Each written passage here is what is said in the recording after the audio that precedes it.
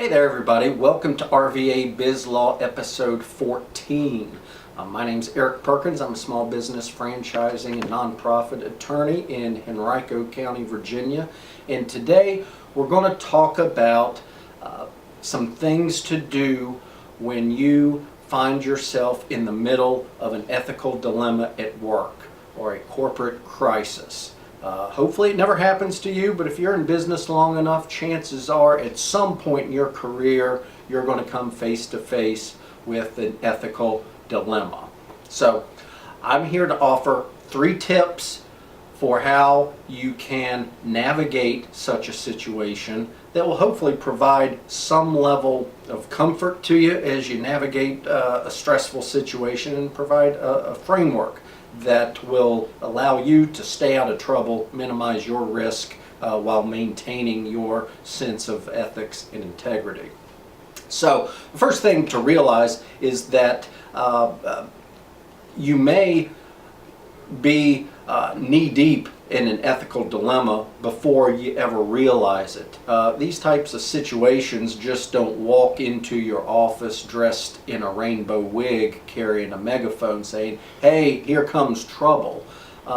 Sometimes it takes a while to realize that something doesn't seem right, something doesn't smell right. So when you get to that point where you find something suspicious or you come across something unusual in the course of your day-to-day work, the first thing to do is stop and assess the situation.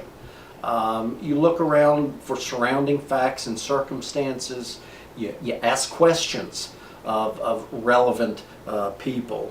And you spend some time gathering information just to understand the situation, to identify issues, and get at least a preliminary understanding of what is going on and what the potential implications might be. Basic triage. Once you've done that, you got to stop and ask yourself 2 fundamental questions that will really drive everything you do from that point forward. The first question is, what's my job? What is my role within this company or organization? You might be in a position where you have fiduciary duties imposed by law. You may be subject to a written employment agreement that defines the scope of your duties and responsibilities. But in any event, you want to understand what your job requires in this particular context. And second, and most importantly, you want to ask yourself, what's the right thing to do here? There's a lot of gray area in the law. And I guess that's a good thing for those of us in the legal profession. People can debate until the end of time whether something is within the bounds of a particular law or not. But far less often is there confusion as to what's right versus wrong. So ask yourself those 2 questions. And again, once you've answered those questions, that provides a relatively clear and comforting roadmap for dealing with the ethical dilemma from that point forward. And the third step is simply to follow up and follow through. Continue to ask questions, get information. If people seem to be blowing you off, don't let them off the hook.